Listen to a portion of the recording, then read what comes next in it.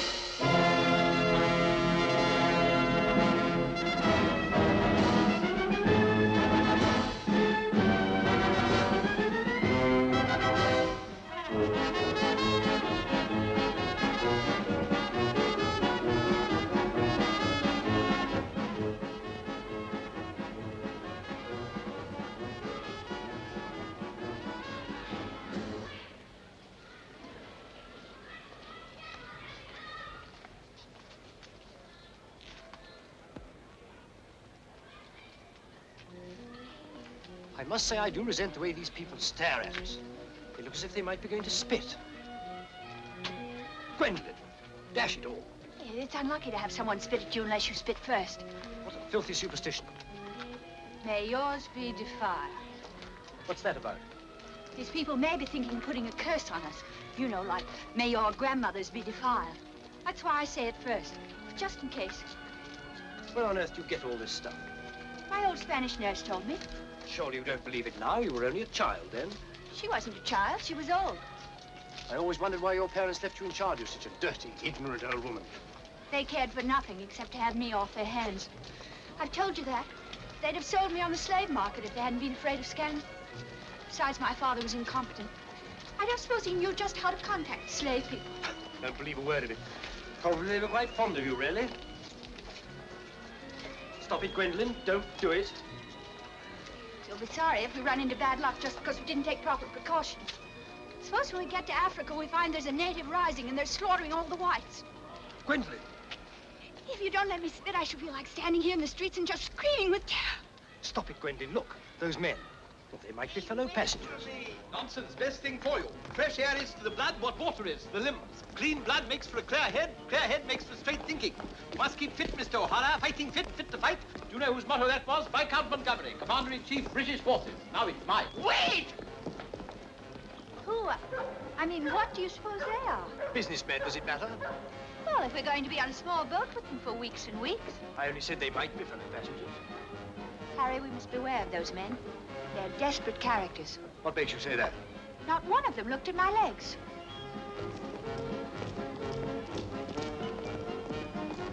Good morning, Mrs. Janrother. Good morning, Billy Boy. Care to join us in a stroll?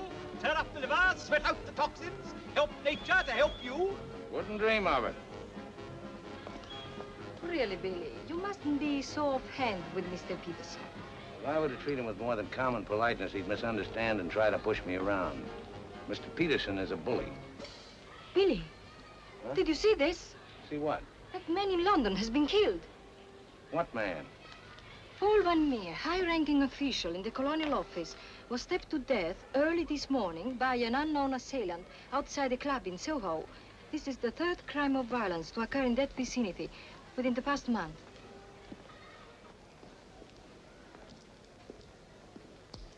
What is it, Billy?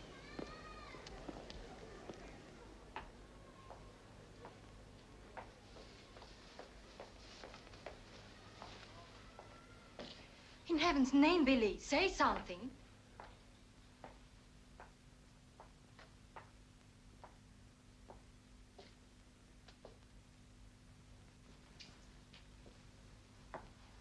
You want to understand, of course, that Peterson arranged this. It seems there's been a lot of violence around there lately. I don't pretend to be a fool. But look, Billy, this happened early Tuesday morning. We'd all left London well before that. What about Jack Ross? What about the galloping major? But I thought he only stayed behind to get that phone call from Mombasa. If it came through, he'll be here this morning. Well? Don't get so excited. Don't jump to unpleasant conclusions. Jump, they might as well have drawn a map. Why was Peterson worried about Van Meer? What made him think he was dangerous? He was afraid Van Meer wouldn't stay bought. Afraid he'd get the wind up after we'd gone.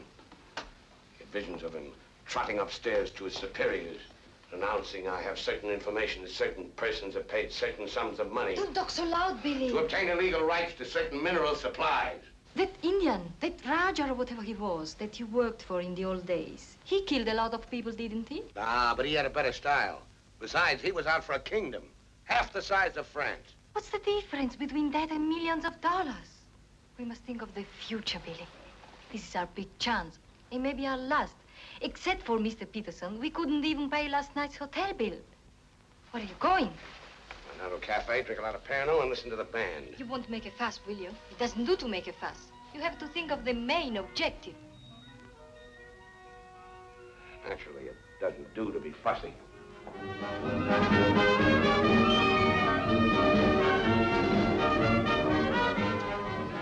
It's your move, Gwendolyn. Glasses.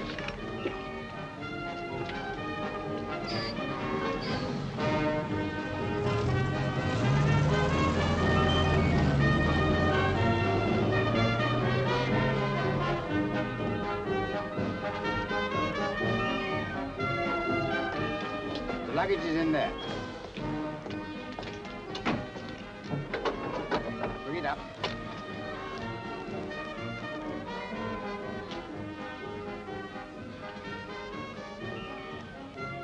Harry, look, the desperados.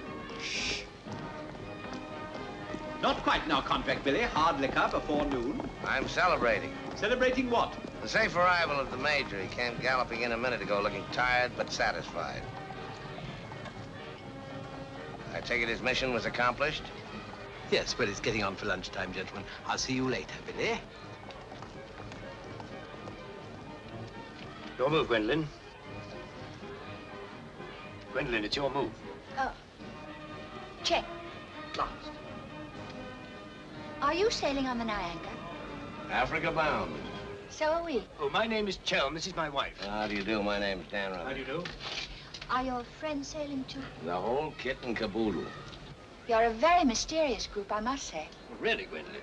How so mysterious? Well, for one thing, you all appear to be of different nationalities.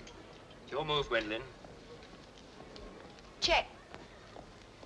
I have a theory about you and your friends. Correction. My associates. As a matter of fact, I think you're doctors. Evil ones, I mean. You're going to the heart of the jungle where human life is cheap to perform ghastly experiments which require the sacrifice of thousands on the altar of science. You must excuse my wife. She has a very lively imagination. Check me. I don't know how you expect me to play a decent game when you keep talking all the time. Harry's been all out of sorts today. Usually he's a wonderful loser. Good morning, Mr. Danrada. I bring you the captain's compliments, along with the sad news that the sailing of the SS Nyanga has been postponed. Now, look here. This boat is definitely, most definitely scheduled to sail at 2400 hours. Scheduled, Mr. Chelm, but not, I fear, destined to do so. Propeller gone, or is the captain drunk? Of course the captain is drunk, but the real trouble is with the oil pump. Well, it's not good enough. Simply not good enough. Quite right, sir. But you're putting it too mildly. The present oil pump is no good at all. Well, how much delay does this mean? Oh, to locate, bargain for, purchase, and install a new one will require, I should say, more than a day, less than a fortnight.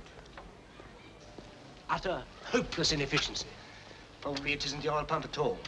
Just making it an excuse to hang about and pick up extra cargo. Guns or opium? I wouldn't be surprised if she turns out to be a smuggler. What a miserable place to be stuck in. Squalid, fifth-rate port. Ever been in Fuerteventura before? No, I don't know this part of the world at all. Oh, I thought not. Otherwise, you wouldn't be so upset about staying. Magnificent country. Ruins to visit by moonlight, fine stretch of beach. Back there in the hills, one of the few spots left in the world where you can get decent food and drink. It's called the Blue Pavilion. I insist you give me the pleasure of having dinner with us tonight. Oh, that's awfully kind of you, but... Us? You and your associates? My wife and me. The committee? Oh, Mr. Chelm, I want you to meet a friend of mine. This is the Galloping Major. The committee wants you to toddle round. Okay. Right away. I'll be along. Better toddle. I said I'd be along. They don't like to be kept waiting. I'll lay on a car. We'll meet in front of the hotel at 6. Arrivederci. Dan Rather. An American, I suppose. Anyway, I quite like him. Time. 24 hours in the day, 1,440 minutes for somebody else to get busy on the same idea as ours. We ought to have got the plane and flown out, as I said from the start. You remember I said it, O'Hara? My name is not O'Hara. It is O'Hara. You hear? Mr. O'Hara. Yes, Mr. O'Hara. But you remember I said it? I said we ought to take a plane. Time. What is time? Swiss manufactured, French hoarded, Italian squandered, Americans say it is money, Hindus say it does not exist.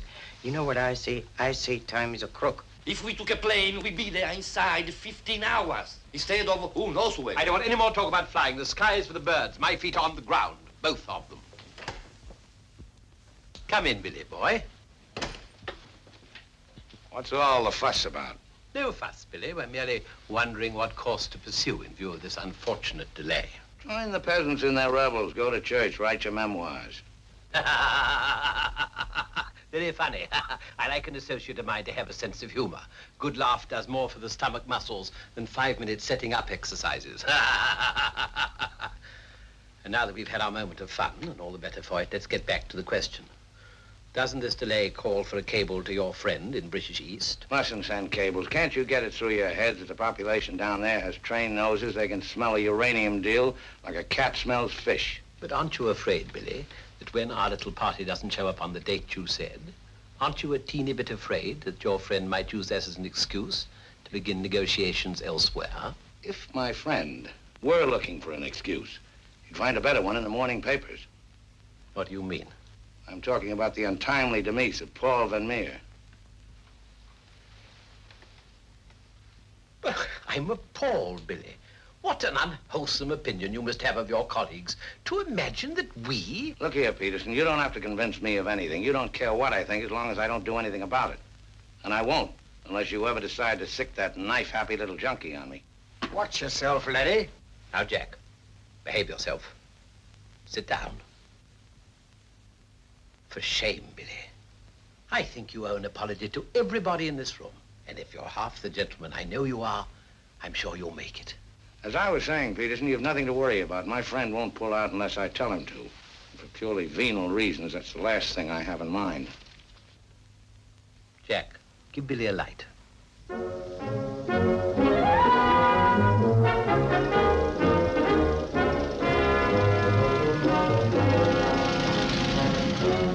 What a wonderful car. It looks as if it had won the Grand Prix d'Elegance many years ago. Oh, it did. It was built for Oraposo. You know, the bullfighter. He had it made this way so he could stand up and take bows. He only got one ride and bequeathed it to me on his deathbed. Well, here's to Oraposo. I hope you like champagne. You mean it's yours? Well, I gave it to my former chauffeur, the fat bandit in the front seat. Harry, look at that wonderful villa. Well, that was Bertie Crampton's. Oh, you mean Lord Crampton, in Gloucestershire. His family acres marched hand in hand with ours. Gloucestershire, the cathedral towns, trout fishing, garden parties. What a beautiful life. You know England well? Emotionally, I am English. I serve tea every afternoon with crumpets, and I've always kept up my subscription to Country Life and to Tedler. Trouble with England, it's all pomp and no circumstance. You're very wise to get out of it. Escape while you can. Well, I'd hardly describe myself as escaping. Simply so happened that a relative of mine, first cousin actually, who died recently, happened to be the owner of a coffee plantation. Africa's the place now. You talk about the diamond boys, the gold boys. They just skimmed a little off the top. The potential mineral wealth of Africa's hardly been scratched. Now, there is a villa. Big. Well, that's the Villa Capriccio, famed in song and story, a 3-star attraction in Baedeker. Whose is it? Well, the bank's on it now. It used to be mine. Yours? Yes, I brought old Charles over from Fouquet's. You know, the old Fouquet's, to run it for me. Then when I decided to pull up stakes, I bought him this restaurant we're going to. Least I could do to show my appreciation. Well, here we are. Charles! Charles! Wait here a minute while I rout old Charles out. He doesn't even know we're in this neck of the woods. Charles! Charles!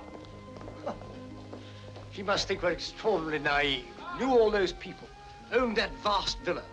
Bought this place because he liked the fellow's cooking.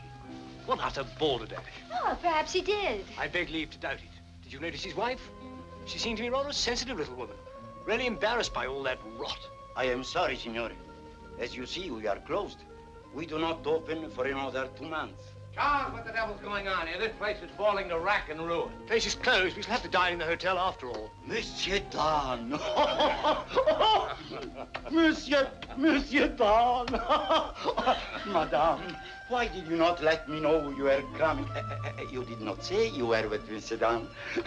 Nothing is closed to Monsieur Dan. It's good to see you again, Charles. It's been too long, Monsieur Dan. Not since the night you left the villa.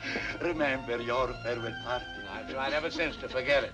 Remember how in the morning we escorted you to the train with violins playing and everybody cried like when a king you love very much leaves this country. Aren't you dressed yet? Do I appear to be dressed?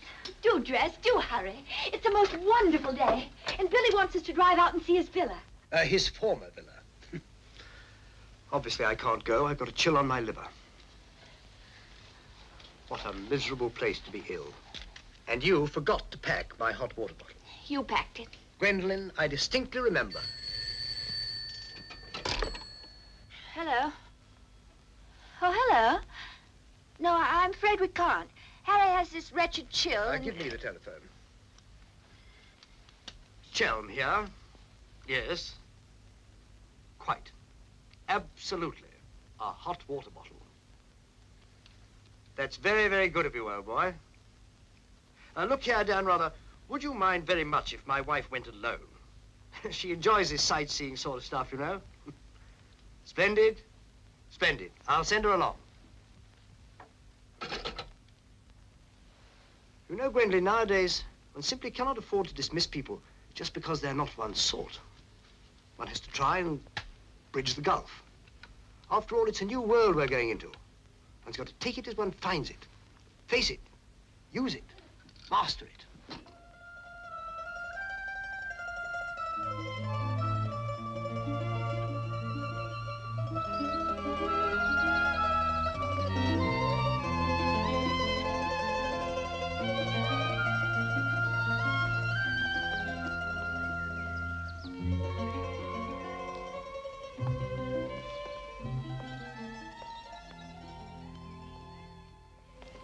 You know, I've seen Americans on the street and in the cinema, of course, but I've never talked to one before. Are you a typical American? I think it's important that I should know. Why important? There are two good reasons for falling in love. One is that the object of your affections is unlike anyone else. A rare spirit, such as Lord Byron. The other is that he's like everybody else, only superior. Harry, for instance, is the very best of a type. Well, if you must know, I'm a typical rare spirit. How long did you live here? Well, the longest I've ever lived anywhere is 2 years. But when you were a child, didn't you ever have a mother and a father? And a house and a street and a town? No, I was an orphan until I was 20, and then a rich and beautiful lady adopted me. You know, I've changed my mind about your being an evil doctor. You're off to keep a rendezvous someplace in Africa sacred to the tribesmen. You're going to found a new empire and make yourself master of the riches of the world. But you need a beautiful blonde queen to impress the natives as the incarnation of the Queen of Sheba. That's why you're making a pass at me. Am I? Of course. I don't generally go sightseeing with strange men. You don't believe that, do you? Well, I believe anything you say. Do you? Well, you shouldn't, you know. You really shouldn't. You can make that pass now.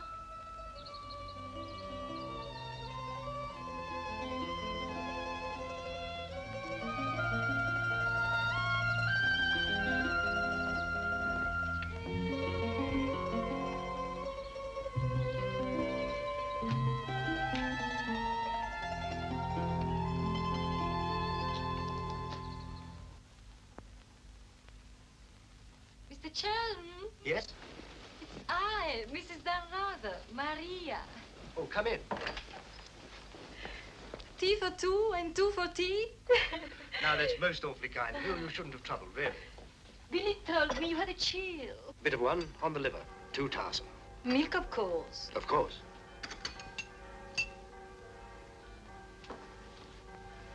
Tea and crumpets.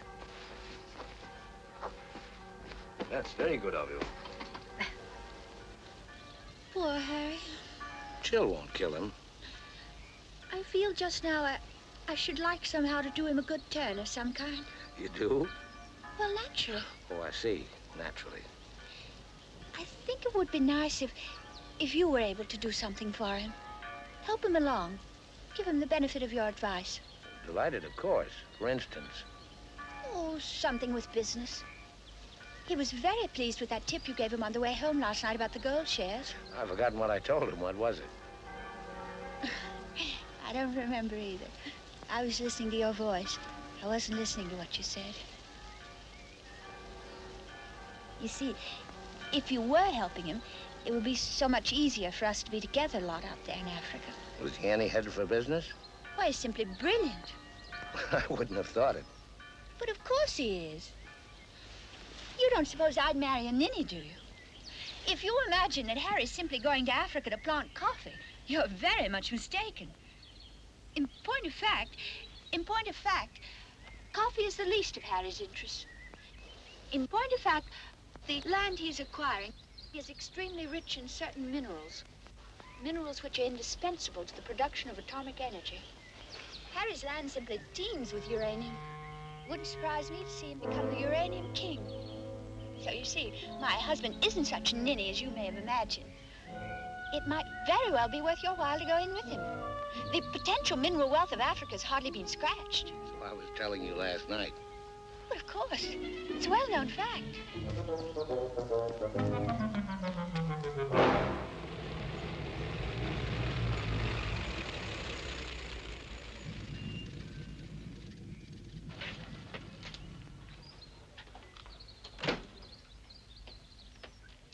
Billy boy. Had a happy day? Very. I'm so glad. What an attractive woman Mrs. Chelm is. Is that what you called me over to tell me? Who are the Chelms? They're English, going out to British East. They have a coffee plantation. Any money in coffee?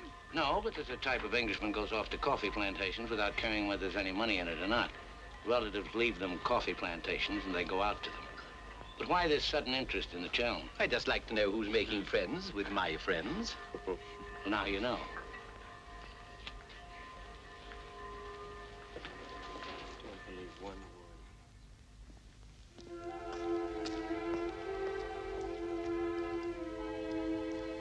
You know, if I ever leave you, it'll be for someone of the type of Harry Chell. Well, bully for you. I suppose that type of Englishman is like a story I once heard.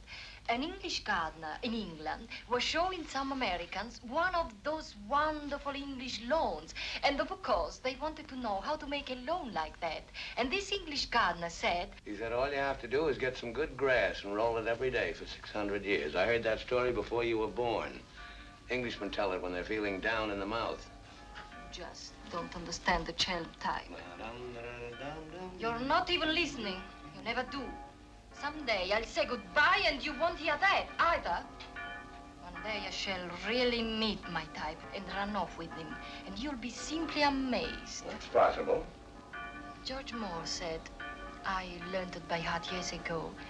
He said that each great passion is the fruit of many fruitless years.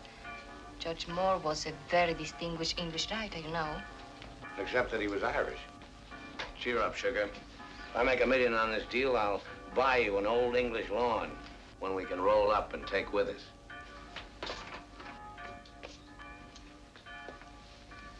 Billy, good morning. And what's our wide-eyed Irish leprechaun doing outside my door? Why do you always make jokes about my name, huh? In Chile, the name of O'Hara is a tip-top name. Many Germans in Chile have become to be called O'Hara. Good morning, Mr. O'Hara. Madame, my respects. Perhaps Mr. O'Hara would like something to drink? Yes, maybe perhaps a little whiskey, huh? Very weak, please. What's this visit in honor of? Oh, Just wanted to have a little talk with you. Okay, but make it fast. Fast. I give you my word, Billy. I give you my word. I feel to you like an older brother. Oh, it's not so much the difference of age. It's probably, yes, the reason is because I come from a culture which is so much older than yours in my country. A child 6 years old is older in his heart than you'll be at 60. It smokes, it drinks, it philosophizes. At this rate, I'll be 60 before you get to the point. The point is that Peterson, Ravello, myself, we are the principals in this case. We are in with the money. We cannot switch around and turn, but an agent, it's easy to imagine that he could conceivably doesn't feel himself quite as irrevocably committed as Peterson or... We're fellow passengers, I believe. Not quite yet, would you say? Too sadly true. By any chance, you don't happen to have seen your Mr. Danrother about? I don't think Billy's up yet. Not 11. He's rather a late riser. But he said... Well, anyway. I shouldn't put too much stock on what Billy says, particularly when he's had a few drinks. It's not that he means to break his word, he just forgets that he's given it. Charm and dependability so seldom go in one package. There are exceptions, of course. Your husband, I imagine, from his manner and behavior, is one. Oh, yes, very. Well, quite, Harry. I'm so looking forward to meeting your husband and having a chat about Africa. By all means. I understand he's in coffee? You make it sound like a total immersion. Part of Africa we're going to is due for some pretty important changes. In my opinion, things will be booming out there before you can say Jack Robinson. I do hope there won't be too many changes. It's completely unspoiled, I hear, with some of the loveliest scenery in the world. I can't imagine anything more lovely in the way of scenery than to have a few acres of gold and diamonds cropping up on a piece of land I bought for a song. Heaven forbid. Next thing there'd be big, ugly holes everywhere and great, horrid machines instead of lovely scenery. Anyway, I don't think my husband worries much about money and business, that sort of thing. Really? I mean, to appreciate my husband's point of view, one has to understand his background. Those lawns, hundreds of years in the making. Those immemorial elms. Those walls hung with family portraits, generations of them. Those great echoing galleries where so much of English history is being made. Taxes must be terrific on a place like that. What would people like the Chelms care about taxes with their kind of money? I mean, when a family's been a power in the city of London for so long, one of the great financial families. Power in the city? You mean? Oh, yes, of course, one of those Chelms. I'm surprised you know about them at all. Very few people do. They prefer to work behind the scenes. I find it rather hard to believe that a man in your husband's position would go to Africa just for the coffee planting. You're very quick, aren't you? In point of fact, he isn't. In point of fact, he has a very special reason. So I suspected. It has to do with sin. Sin? Since the war, my husband has been almost exclusively concerned with spiritual values. He feels that if he can get away there, in the heart of Africa, he will come face to face with essentials. He wants to work out the problem of sin. Sin? Why, yes, of course. Isn't that what we're all most concerned with? Sin? Gwendolyn, what are you doing here? I thought we were supposed to meet on the beach. Harry, I want you to meet Mr... My name is Peterson.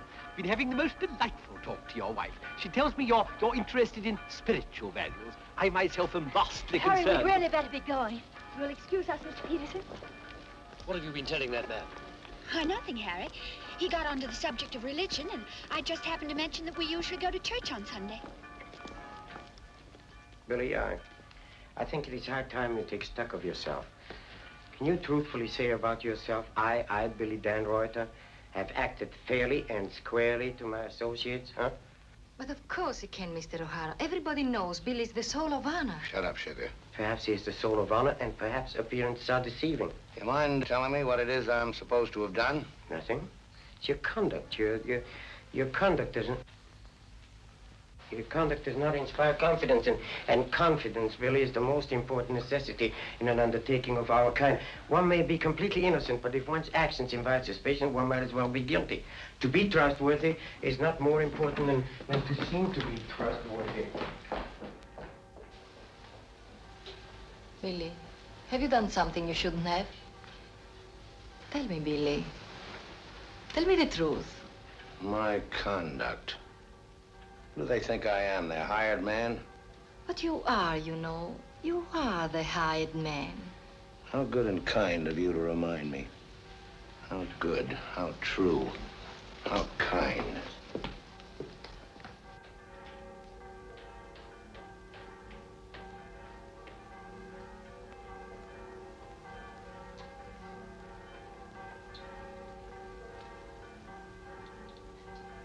Oh, I say, Dan, rather good to see you. How about a drink? Well, Oh, come on, my dear fellow. Let me buy you a drink.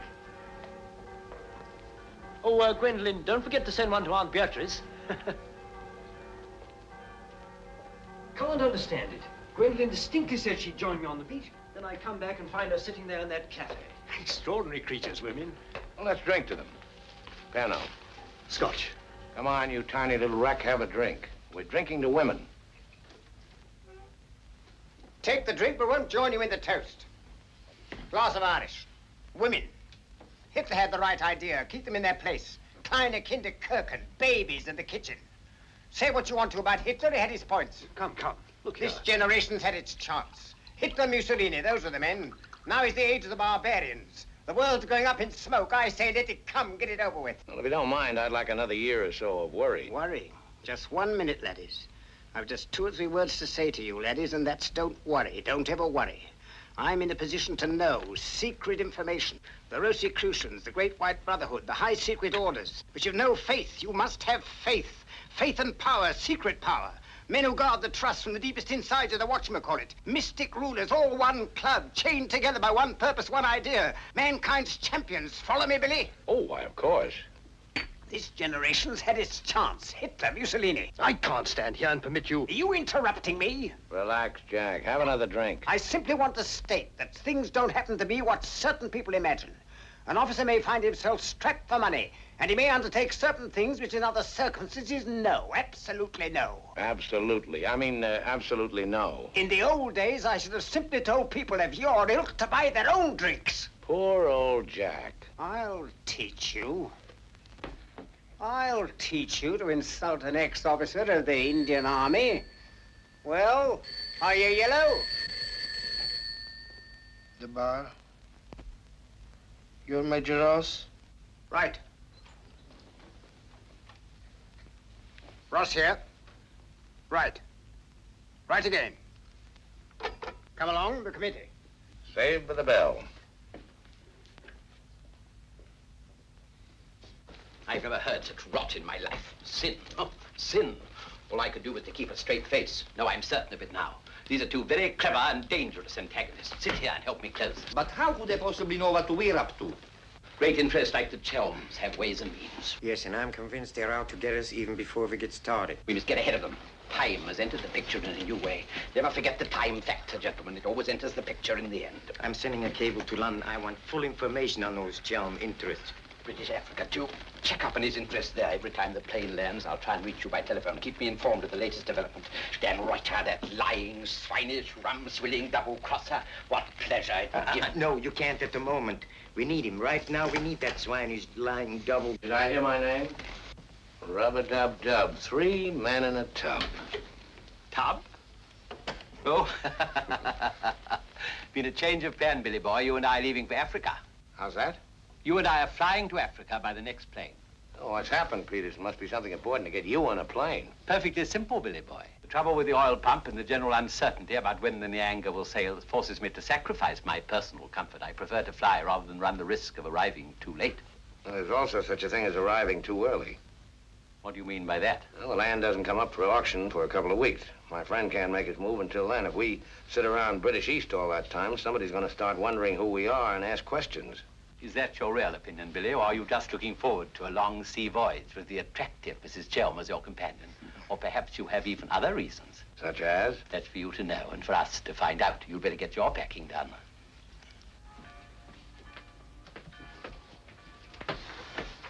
Billy? Where are you going? Off to Africa, flying. Just like that? Aren't you even going to kiss me goodbye?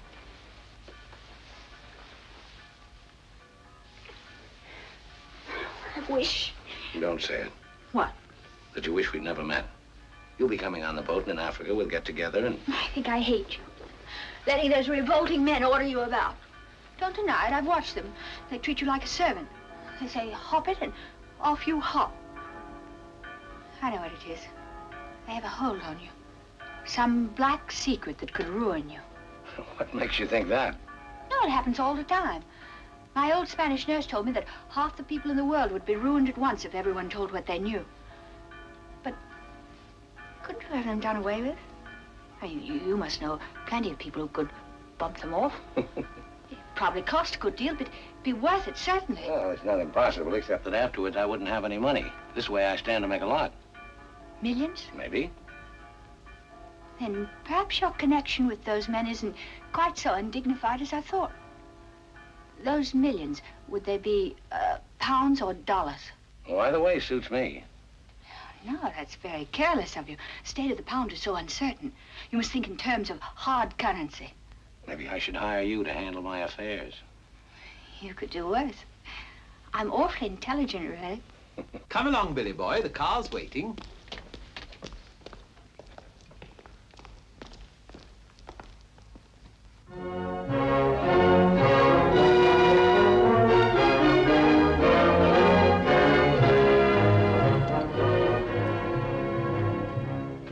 Get faster than this, we'll miss the plane. Press on! Press on!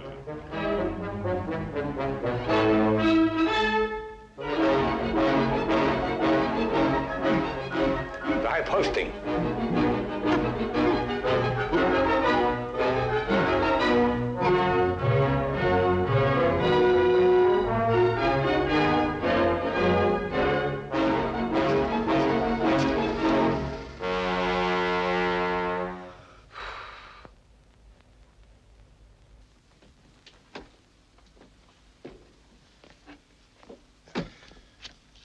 Bisogna spingere. Push, push. Come on. 1, 2, 3.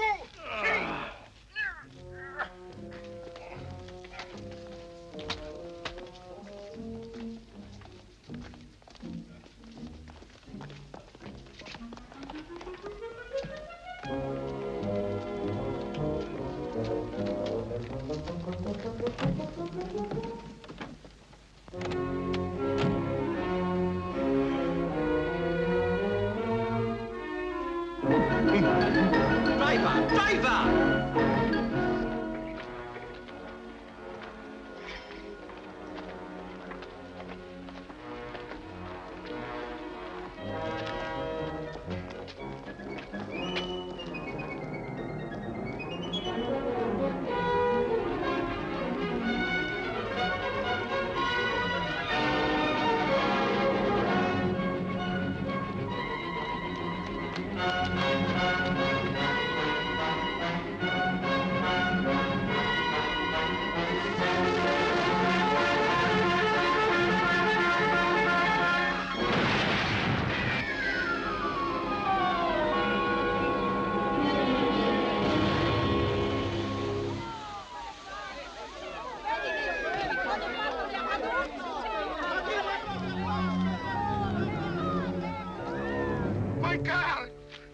Driver! My beautiful car! You did that on purpose. What? You planned it that way. I know what you're up to. I know everything. I know about the uranium on the Chelm's land, the Chelm interest in the City of London. The what? You heard me, the Chelm interest. I take it your information comes from a reliable source. It does, from Mrs. Chelm herself, in fact. Ah, magnificent. Simply magnificent. You must pay me back for the loss of my beautiful car. If you weren't a benighted jackass, if you could see as far as you could spit, you'd know there's no such thing as a Chelm interest. You'll have to do better than that, Mr. Dan Rather. Very much better than that. Don't believe me. Check with London. If you find out he's anything more than a down-at-heel Gloucestershire squire, you can have my services for nothing. You mean Mrs. Chelm is an unqualified liar? Well, let's say she uses her imagination rather than her memory. You will make restitution. We'll know, Mr. Dan, either the money or a new car. Why, you fat bandit, I gave you the car in the first place.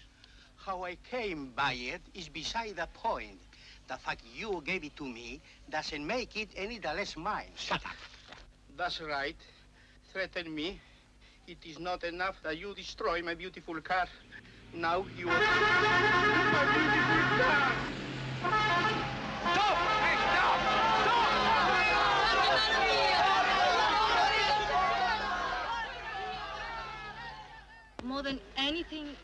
want Billy to make a grand success out there. Ah, as you care so much about money, I should have thought you would have left Billy for some rich man. I shouldn't think Billy would mind, really. I mean, neither of you are in love or anything. You are a strange girl. Of course I love Billy. Actually, I adore him. And Billy loves me very, but very much. That's why I trust him with his little unimportant amours. And what does he say about yours? But, darling, all husbands like their wives to seem attractive to other men. Be sure you explain that to Harry. I'm going back to the hotel.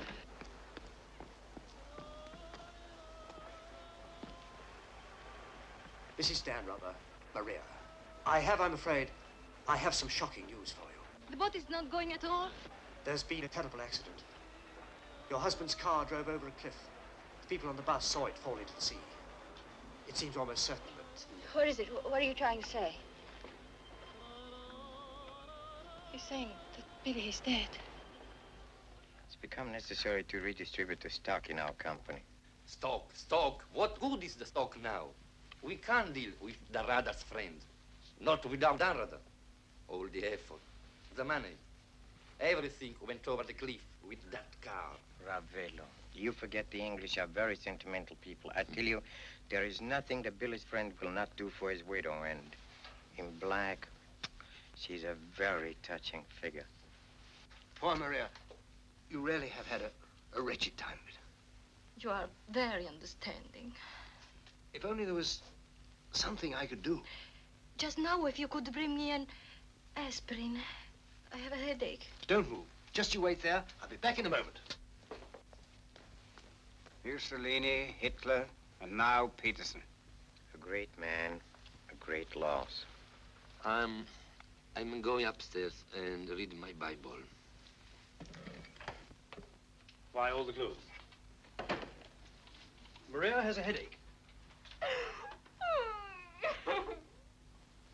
What's the matter with you? Go away. My dear girl, I'm as sorry about Dan Rather as you are. But after all, it isn't as if he was one of our oldest friends. I was in love with him. He was a very pleasant acquaintance. What did you say? I was in love with him. Really, darling, have you no control over your romantic fantasies? I loved it. Can't you hear me? I love you. I love you. Oh, rot. You're just dramatizing again. By George, you were right, after all. I did pet it. Oh, what shall I do? I feel so I was drowning. He's dead. He's dead, and I'm left in a fool like you. I tell you what to do. Have a bit of shut-eye. You wake up in an hour feeling your real self again, and there'll be no more silly stories about falling for a middle-aged roustabout. So? Oh, please go away. I'll just take these to Maria.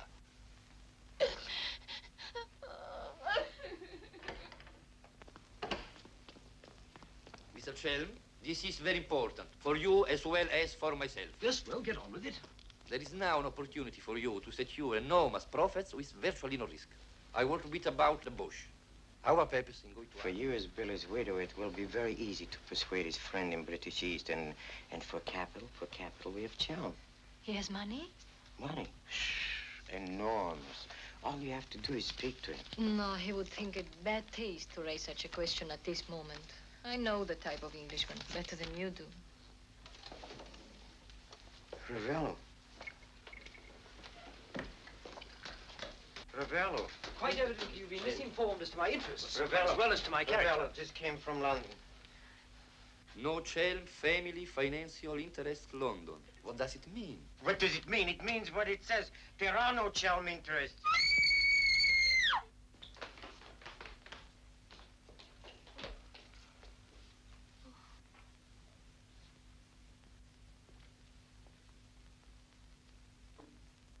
What's the matter with all of you? Somebody dead? Car. It went over a cliff. We thought you'd both been killed. Dan Rather, I'm delighted to see you're alive, but your wife is in a fainting condition. You mean you're not dead at all? Obviously, I'm not dead. Please come to your senses. What have you got here? Oh, I knew you weren't dead. I knew it. You couldn't be. I counted 13 backwards 13 times. My old Spanish nurse said if you did that, a miracle would happen. And you see, it has. Ladies and gentlemen, I bring you the glad tidings. The captain is sober and the SS Nyanga will sail at midnight.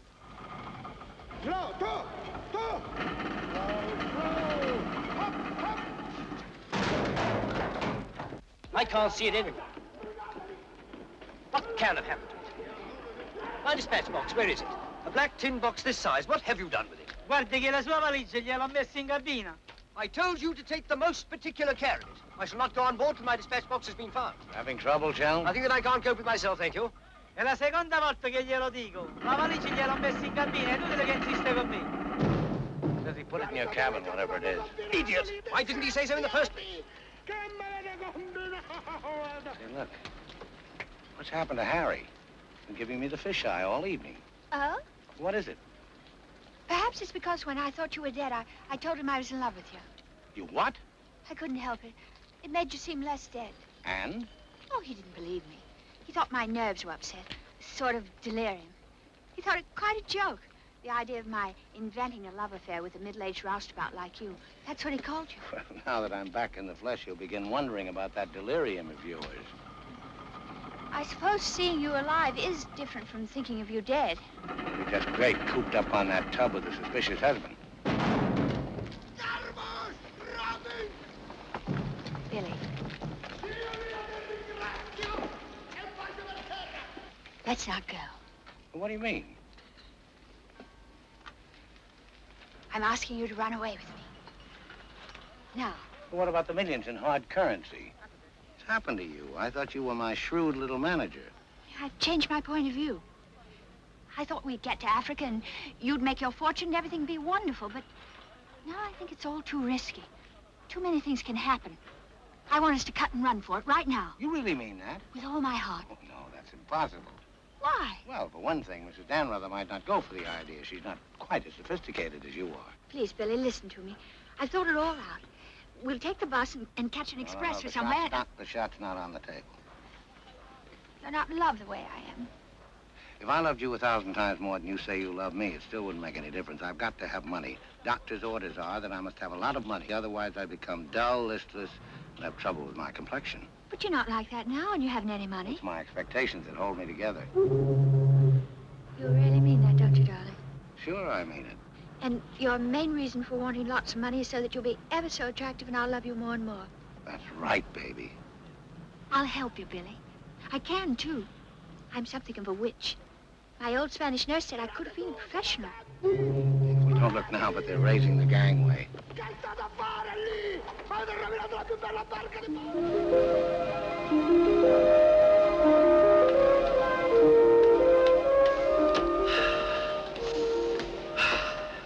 The air, ozone. What a pity we can't bottle it, gentlemen. What a fortune we'd make. Neptune's mixture. Now breathe deeply. Remember, every breath is a guinea in the bank of health.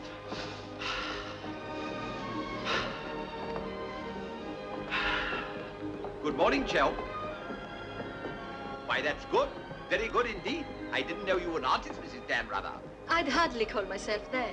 I only dabble. The nose is not enough long. The ears are too small. Only has one eye. Now, come along, gentlemen. We must not dawdle. Blow the man down, bully, blow the man down.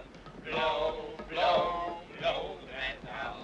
Blow the man down, Benny, blow the man down. Good morning, Mrs. Chelm. Let's hope she breaks her neck. Blow the man down, bully, blow the man down. Blow the man down, bully, blow the man down. Blow, blow, blow the man down. Blow the man down, bully, blow the man down. Give me some time to blow the man down. Mr. Peterson? Mr. Peterson? Radiogram.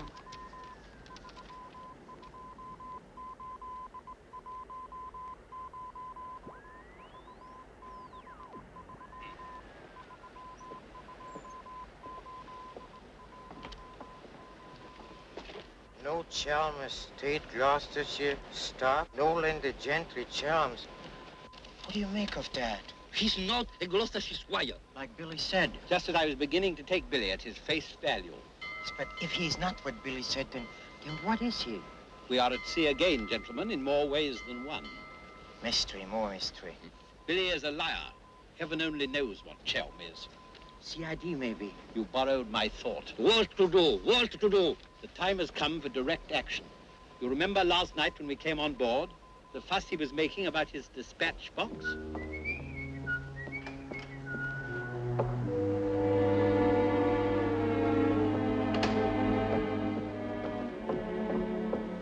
I love Carlos. Working with him is an endless puzzle. Your face, for instance. 10 minutes ago, it was all brown and pink. Now the light is changed and is chalky white. What? Tinged with green. Green? It must be getting rough. Just a little. Don't break the pose. I don't feel very well. I think I'll go below and take a pill.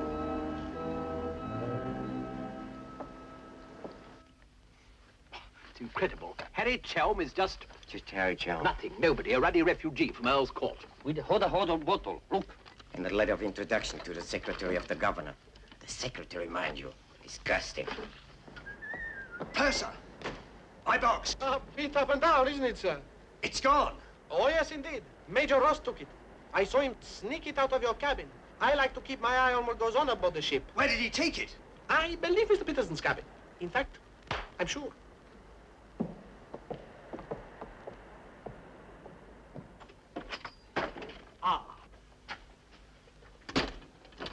And now may I ask what explanation you have to offer?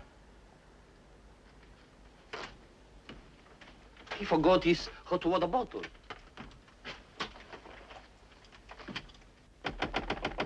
Billy, Come in. Billy, have you heard what's happened? I've seen the paper in days. It's not funny. They've stolen Harry's dispatch box. Who stole his dispatch box? That dreadful little major. He took it to Peterson. They went through it.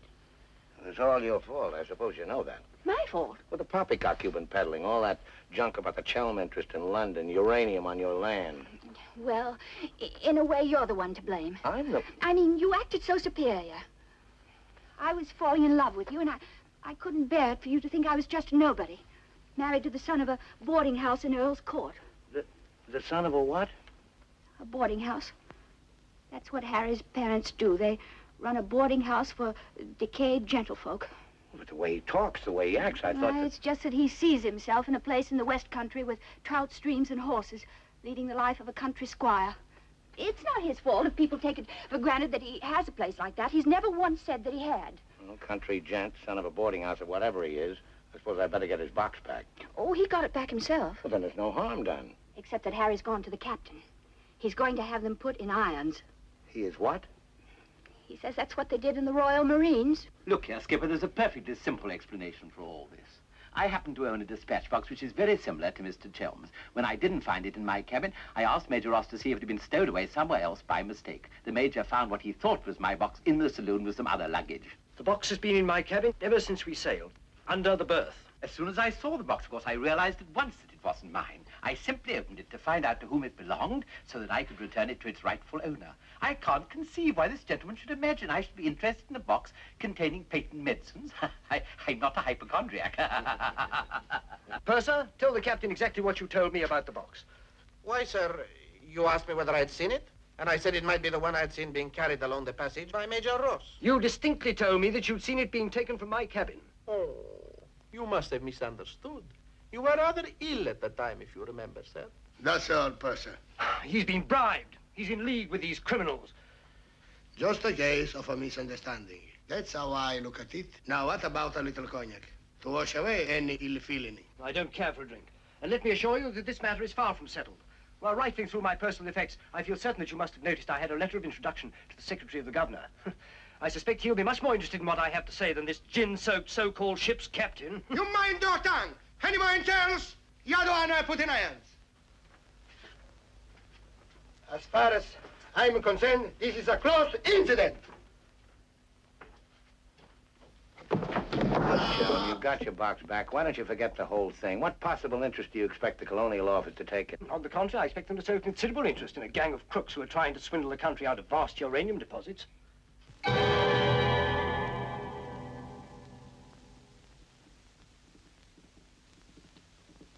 One moment, sir.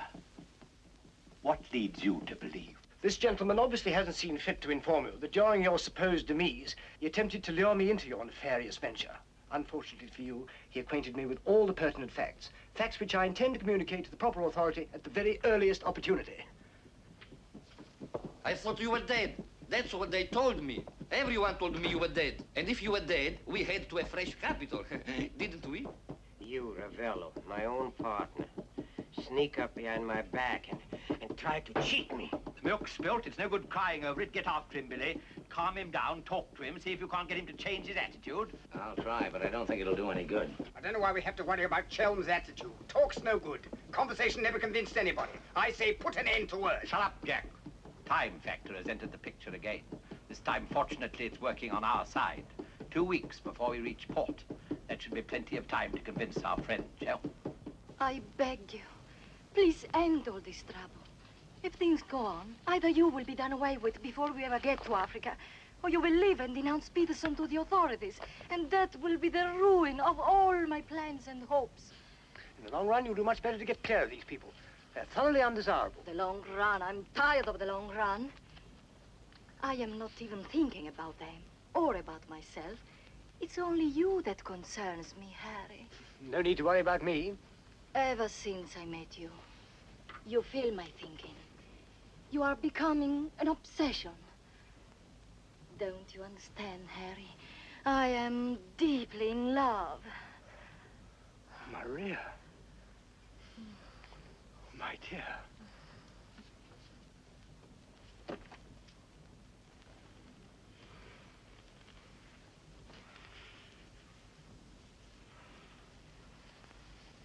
Only you could make a woman feel like this. All I want is to be in your arms, now and always. You forget I'm going to be done away with. Oh, no, no. It will be easy to arrange. What you must do is this. You will write me a letter. A love letter. You will tell me that you cannot denounce Peterson, because then I will suffer too. Because you love me so much, you cannot bear to hurt me. Such a letter they will believe if I show it to them. My dear girl, you must see that this is quite out of the question. I don't propose to make compromises. Not compromises, Harry, darling. But you can see if you cause trouble, the whole of our plans, my plans, you would not want to make the innocent suffer. It would be much better if you don't interfere, Maria. I must handle this as I see fit. Then you intend to go ahead with this business, tell stories and ruin everything? It'll be much better if you cut loose from these people. No happiness can come from such an association. Harry, I'm asking you not to do this. Please, write a letter. Then there will be no trouble for you, no trouble for us, no risk when we get to Africa. I'm sorry, my dear. We English are a very pig-headed lot. You think you can get away with this? But Maria, my dear good Maria, listen. First you made love to me. Now you tell me you will ruin me. You'll forgive me, but it was you who made... Oh, shut your trap. Go on, do what you like. You think you're such a brave man. I'll tell you what you are. You are a heel.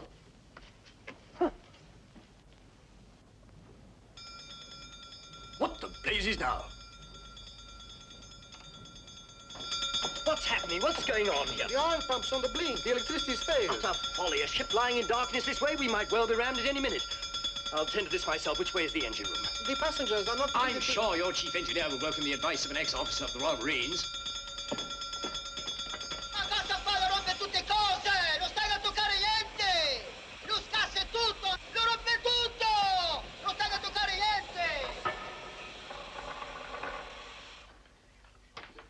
Look here, you fool. Are we simply abandoned to our fate? I insist on something being done. For instance? Well, give out the lifebelts. Organize the boat drill. The clientele are requested to remain calm. To remain calm? Does the captain feel no sense of responsibility for the lives of his passengers? It's my opinion that the captain doesn't feel much of anything at the moment. Do you mean to say he's drunk? The fellow ought to be made to walk the plank. I'm afraid just now he cannot walk at all. But this is outrageous. Oh, sit down, old man. What have you got to worry about? We're only adrift in an open sea with a drunken captain and engine that's liable to explode at any moment. Perfectly ordinary situation. Happens every day. But just in case any of you are still at all anxious, let it be known that Mr. Chelm has taken charge in the engine room. Who's taken charge? Harry, and he'll foozle it for sure. Shall I get out the hymn books? Your husband claims to have learned all about engines and such things when he was an officer in the Royal Marines. If he ever was. In point of fact, not only was he an officer, but he once won a medal for jumping into a sea of fire to rescue someone. It's only a bit of wreckage and not a man, but that wasn't Harry's fault. Just a slight error in judgment. Oh, the lights, they come on. He must have fixed it. Impossible. The engines are turning. We are underway. I still say it's impossible. Ladies and gentlemen, may I have your attention for a moment? I'm happy to inform you that the oil pump is now in perfect working condition. Putting it right was no great accomplishment for anyone with the slightest mechanical bent. Anyhow, we may now proceed without further delay and in absolute safety. Oh, Harry, you did. You fooled it. You wrecked my ship! Where is your terror? Forward, please. Captain wants to see you. There you are. You devil! You wrecked my beautiful ship! Nothing of the sort. Some scallywag down there sabotaged my work out of pure malice. You explode my engine! Keep your head, boys. Let's all behave like little gentlemen. Stay out of this, Dan, mother. I can handle the brute. Oh. What happens now? Do we get the life bells? Do we abandon the ship? There's no immediate danger. The passengers will please to return to the saloon. We're heading for the nearest port, and there seems to be some chance of our making. Let's go. Come along. Now, who was last down? Last. Billy boy, be a good fellow and make a fourth at bridge. The Major has no head for cards. A few rubbers will soothe all our nerves. Oh, thank you. I'll soothe mine with a double scotch. In fact, I think I'll make it a triple. No ice, no water. Right, sir. How about you, dear Mrs. Dan Rubber? Little bridge? Oh, so sorry. I have the most fearful headache. I think I'll go to my cabin. Oh, what a shame. Well, boys, we'll have to make it cutthroat. What about Harry here? Maybe he'll take a hand. That, under the circumstances, is a most unsuitable suggestion. Gwendolyn, I must ask you to either move to another table or else leave the saloon. Harry, for heaven's sake. I don't care for my wife to associate with an associate of criminals. Don't be absurd. Billy's not a criminal. He's the best friend we have on this boat. We're not in need of such friends. You need any friends you can get. The only thing standing between you and a watery grave is your wits. That's not my idea of adequate protection. Purser, how much longer before this ship reaches port? If we ever do get to port, it should be within 14 or 15 hours. That's a long time. Sit down, make yourself comfortable, have a drink. Enjoy the Major's piano recital. Come on, Peterson, buy us a drink. I'm afraid I can't accept hospitality from persons who I intend in a few hours' time to denounce in a place of justice. 2 spades. I admire your sang-froid, Mr. Peterson. Or perhaps you don't think I'm serious. We shall see. 3 clubs. Double.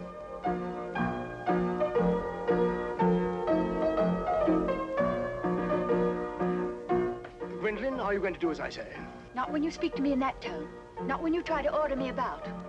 In that case, Where are you going? on deck where the air is less polluted.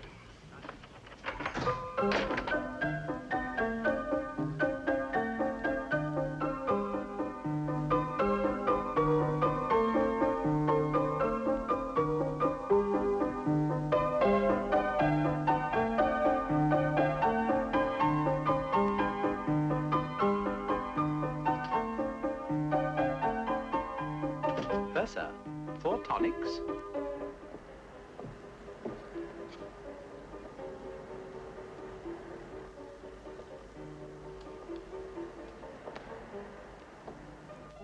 I think you'd better go after Harry. Why should I? If he's going to be so childish and unreasonable. Take my advice, go to him, stay with him. I suppose you think we should keep up appearances. The loyal wife at her husband's side. No, Billy. I'm experiencing something that is rare and beautiful. And I shall not deny it, either by word or by deed. I love you. Let the whole world know it. I love you, I love you. Yeah, well, keeping up appearances isn't exactly what I meant. Then why do you want to send me tagging after Harry? He's being such a deadly bore tonight. Deadly, but not dead, not yet. What do you mean? They killed one man just because they thought he might try to get in their way. Now, Handsome Harry here is certain to blow the whole thing wide open. They killed a man? Really? Who? Just a man. Well, for all Harry's being too tiresome and my loving you to distraction, I still wouldn't want to see him done in. The He has some perfectly darling traits, really. I mean, like always remembering one's birthday. No, we simply mustn't let anybody murder Harry. Yes, now keep him in your cabin. Never let him out of your sight. Keep him under lock and key. Oh,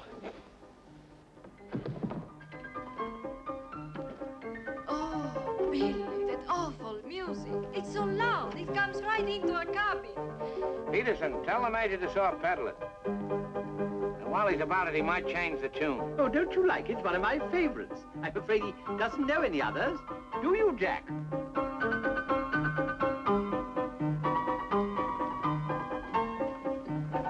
Major! I love the tinny sound of a player piano. It reminds me of the days of my youth.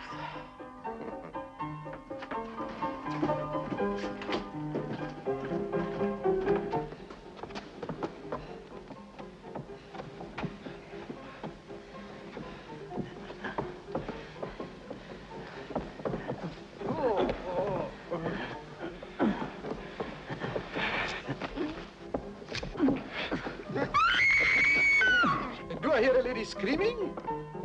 One down. Captain! Captain!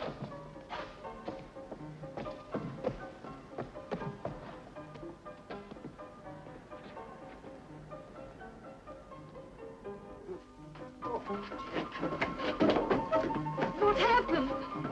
Oh, Billy, all that screaming. I thought someone had been killed. Someone nearly was. Indeed, they were. Look at the Major. Better get a new act, Peterson. The curtain's going down on this one. Every time I turn my back, someone makes trouble. The passengers break the engine, they beat each other with the feet, they throw each other overboard. That man attacked me. How you? You again! If I struck him, it was in self-defense. He came sneaking up behind me and tried to run me through with his sword. Is that true?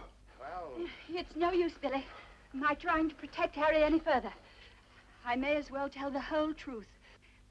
Captain, it grieves me to confess this, but in point of fact, my husband has an illness of the mind. The medical word for it is paranoia. On occasion, he displays homicidal tendencies. The psychiatrists say it's because he believes people are plotting against him, and so he strikes back and tries to kill them. Gwendolyn, for heaven's sake, woman, what's the meaning of this treachery? Believe it or not, Harry, I'm doing it for your own good. He knows. He saved my life. He'll tell the truth. I wouldn't contradict the lady. You wrecked my ship! You tried to kill the passengers! But I'm not a safe person on Caruso! this ship. That's why you're Prendetelo! against me. Let me go. I'll kill the lot of you. I warn you, Captain. When I kill you... Oh, Harry, it's awfully sad. We've tried everything to cure him. How dare you lay hands on me? You hooligans! I'll have you put in irons. You'll be the ones in irons. Good, good. We'll have no trouble from you. Scum! Mongrels! I'll bring you to book. Every one of you. Every man jack of you. After all, it was the only solution. Harry's safely locked in his cabin, where those beastly men can't do him any harm. On the other hand, he can't say or do anything now to interfere with your making that fortune in Africa. I mean, the authorities would hardly listen to the ravings of a lunatic, would they? Well, they won't even let him off the boat. Well, in that case, he'll just have to stay shut up for a few weeks. It's a bit hard on the old boy, don't you think? Yes, but after you've amassed all those African millions, we'll make it up to him. We'll buy him a country place in Gloucestershire with some rough shooting and a trout stream like he's always wanted. Maria will marry him, perhaps. She seems to have a very real feeling for English country life. And everybody lives happily ever after. Especially us, Billy. Prepare to abandon ship. What's going on? I believe, sir, that we're sinking. Board station, everybody. Blow up your light belts. We're sinking. Harry! Harry, open the door! You must! The ship's sinking!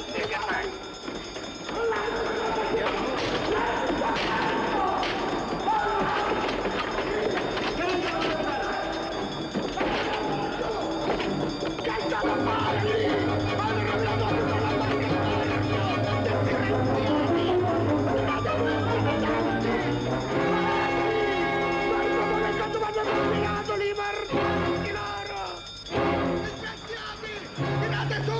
Nadiatanti!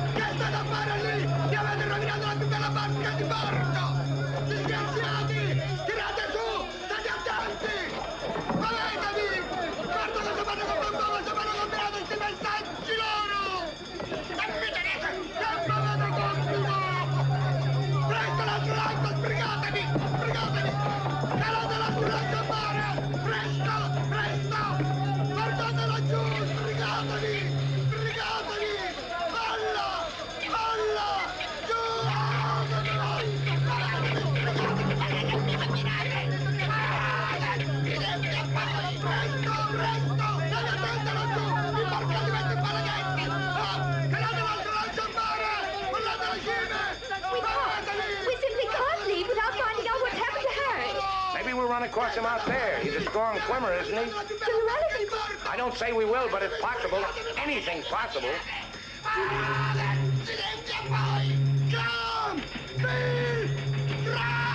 Dio mio, ti ringrazio e pace per terra! Speriamo che incontri un branco di pesce cani! Give me that oar.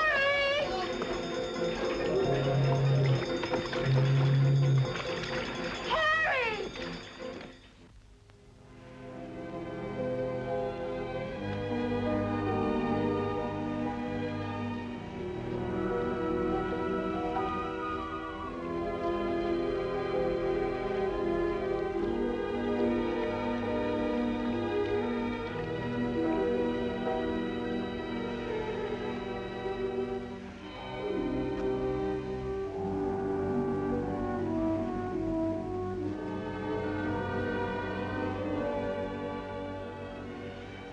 Where do you suppose we are?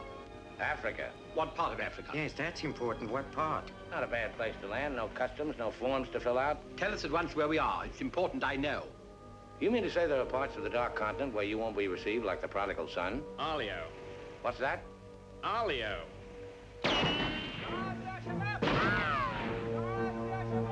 Better get down, everybody. Oddio, mamma mia! Arabs! Oddio, mamma mia! Get rid of your passports, boys.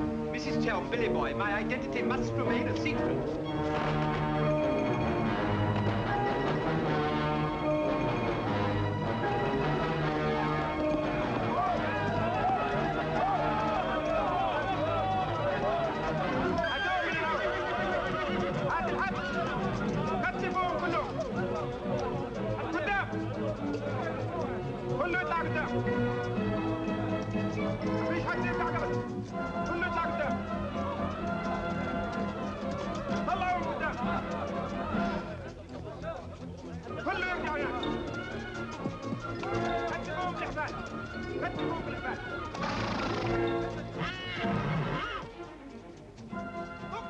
Alio, what's that? It was a company that sold arms to the Arab legions. Wait a minute, that rings a bell. Some of the equipment we sold them was defective. Been too long under the water in the Gulf of Leyte. The Arabs claim they lost the war because of rusty guns and dud ammunition. For heaven's sake, be quiet. If you go on like that, I'll see you drawn and quartered. يلا فيتا فيتا فيتا راجع انت فيتا فيتا يلا انت فيتا فيتا يلا تعال الغد يلا يلا. Are you going to allow them to bully you in this way? Why, it's simply... Shocking. Harry wouldn't have let them do it. He had a sense of dignity. I have a sense of survival. Billy, what is going to happen? Do you think they will torture us? Just let them try it. I'm a British subject. I wouldn't say it too loud.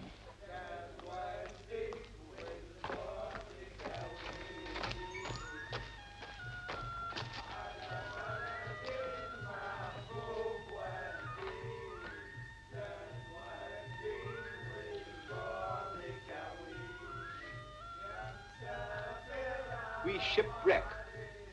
Big boat, go down. Bottom ocean. We take little boat. Row all day, row all night. Savvy? There's only one way to deal with these swine. Walk up to them and kick them in the belly. Show them who's boss right away. We sight land. Your land. Praise Allah. Come ashore. Suddenly, boom, boom, boom. No good way to treat shipwrecked people. You will please to hand over your passports.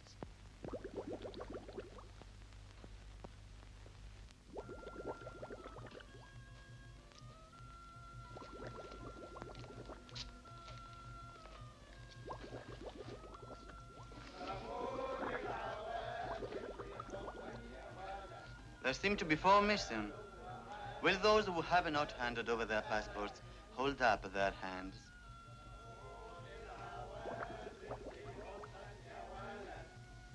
All left on board ship, Your Excellency. A terrifying experience. An incompetent crew, a burning ship, put overboard in a small boat at dead of night. What was the name of the vessel? The SS Nyanga. She's a Portuguese ship. I will investigate whether such a ship has been reported lost at sea. Well, does it stand to reason, Your Excellency, we should come to this shore in a small boat if we'd not been shipwrecked? Our country is in a state of unrest. Oh, I am sorry. Agents of certain foreign governments sometimes try to enter it by stealth, hoping to fan the flames of revolution. Therefore, we check carefully on the activities of strangers. But surely, Your Excellency, in our case, one look is sufficient to convince you of our innocence.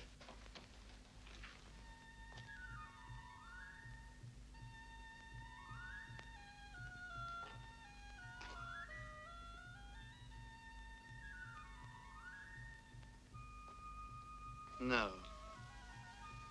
One look is not enough.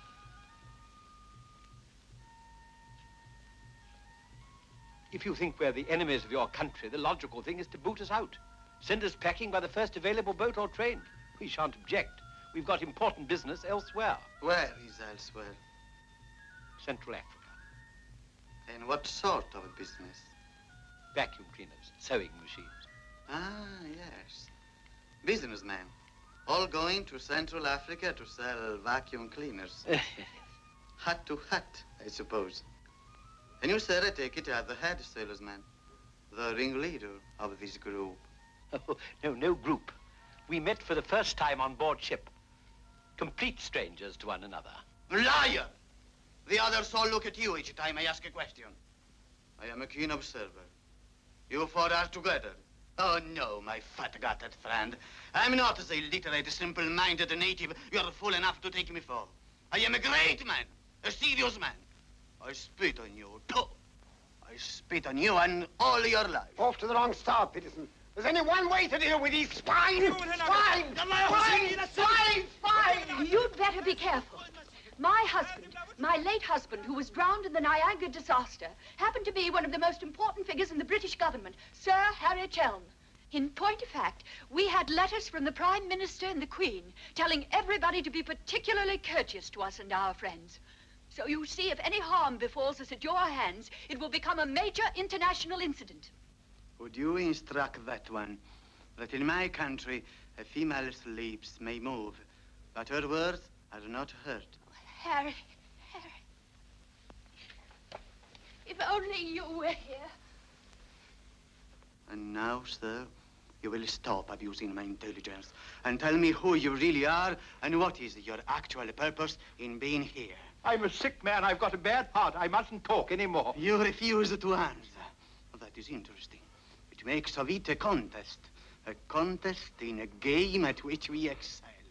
We of this country have had 4,000 years experience in asking questions and getting answers. Who are you? Why are you here? Don't hit me again. My heart, I have an attack.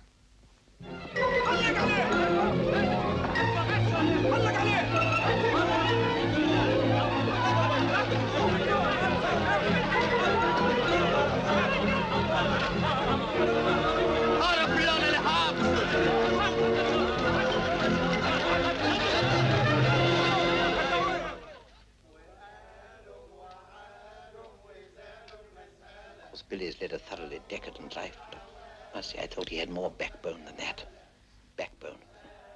Either you have it or you haven't. You see the beating I took at the hands of that great ugly brute without even flinching. Billy was crazed with fear before they even laid a finger on him. Tell me more about Rita Hayward. You really know her very well. Do I know Rita? Do I know her? I'll give you a letter of introduction. She'll fall an immediate victim to your charms. You really think so? Oh, but certainly a man like you, suave, intelligent, darkly handsome. You have everything, Ahmed, except money. And if you'll listen to me, a boat will be placed at our disposal, a very slow boat, so that Fat Gut's check will have plenty of time to clear. And you will trust me for your share? Does one man of the world ask another to trust his own brother? Oh, no, Ahmed. You'll give me a check for half. Your demands are very great under the circumstances. Why shouldn't they be? Fat Gut's my best friend. I will not betray him cheaply. You are certain that you are the friend of the peerless Rita? Come, Ahmed. Line back to business. Very well. 50-50. Oh, by the way, Fatgut's nature is noble like ours. He might try to bargain. I do not bargain with a puffball like that. It's beneath my dignity. It'll be dawn soon. The correct hour for a firing squad. But if we have him shot, what about the money? Well, I was just thinking that if he heard a volley at the psychological moment, he might not be so inclined to haggle. I believe you must have Arab blood. Westerners are not usually so subtle. يلا يا علي نمسك الراجل الثخين. يلا بينا يا سيدي. يلا. Look, Halamai! Look, Halamai! Where are you taking me? I won't go. I demand to see a doctor. Would you say that in Paris, among smart people, the Rolls-Royce or the Cadillac is considered more chic? Well, that's no problem at all. A man in your position should have both. Ah.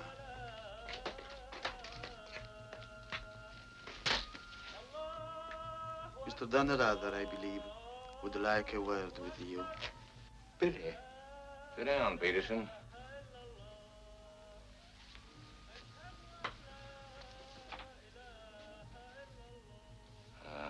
I've been talking to Ahmed here, and he's made the following proposition.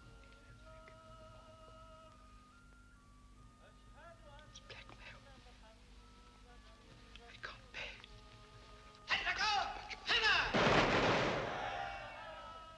What was that? Firing squad. It's execution day. Will he take a check?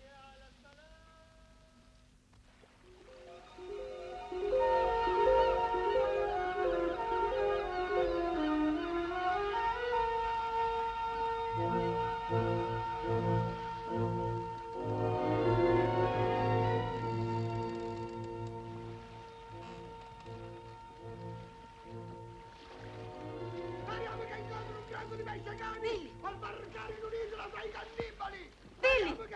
Look! The Nanga! Stay away! Stay away from my ship! If you try to come aboard, I will shoot you! I will shoot you! Get to my gun! Get to my gun! Give it to him. Maybe he'll shoot himself. My gun! My gun!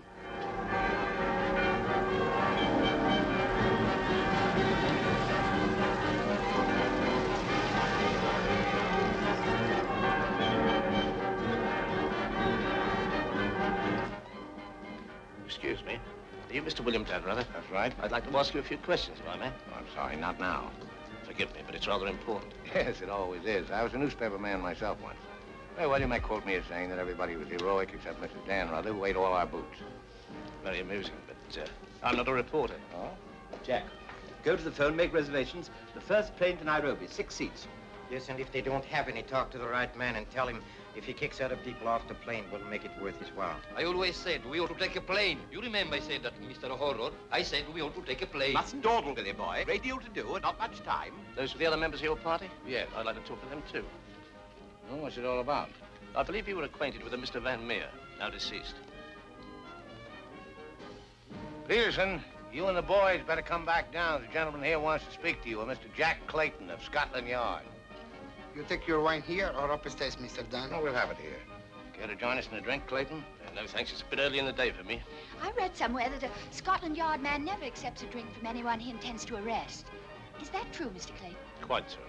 Mrs. Dunrather? No, I'm Mrs. Chelm. This is Mrs. Danrather. Well, how do you do? Well, I wouldn't dream of alarming you lovely ladies, so perhaps I'll have a glass of bubbly after all. Peterson, how do you do, sir? How do you do? Ravello. And Mr. Horror. O'Hara, Julius O'Hara, delighted. No, I'm the one to be delighted.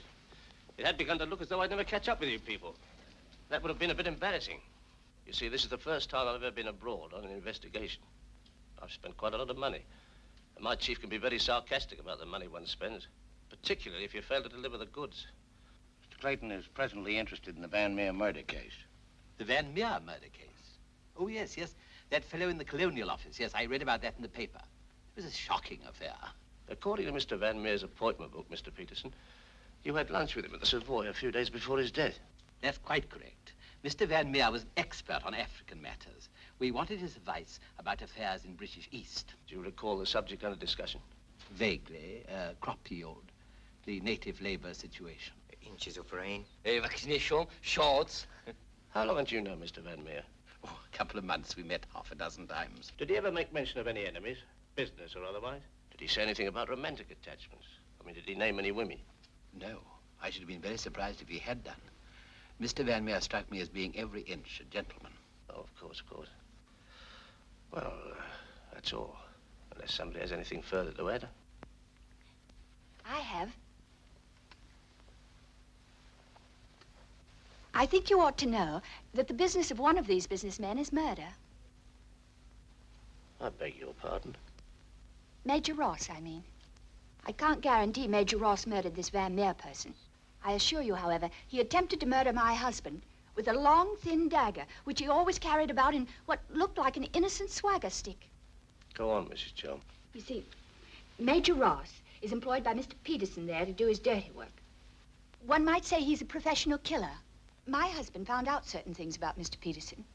Things, in point of fact, that are a matter of empire, involving, as they do, a plot to exploit our kingdom's uranium resources. And that's why Mr. Peterson decided to have him done away with. Don't run away, Mr. Peterson. That's always tantamount to a confession of guilt. Tantamount is what I call it. More champagne, Clayton? No, thank you.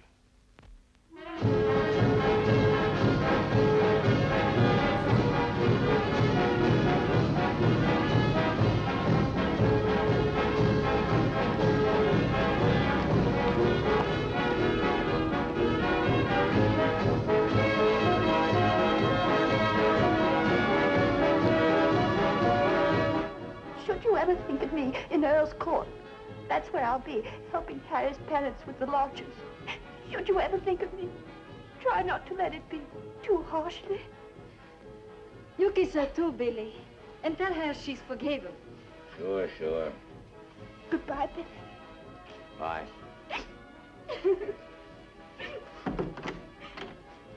For Mrs. Chelm, just came on the ship's wireless.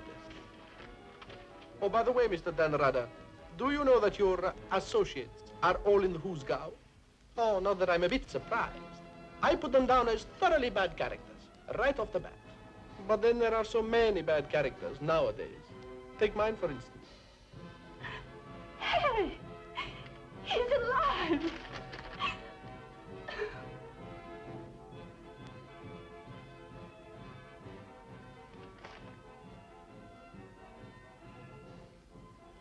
Oh.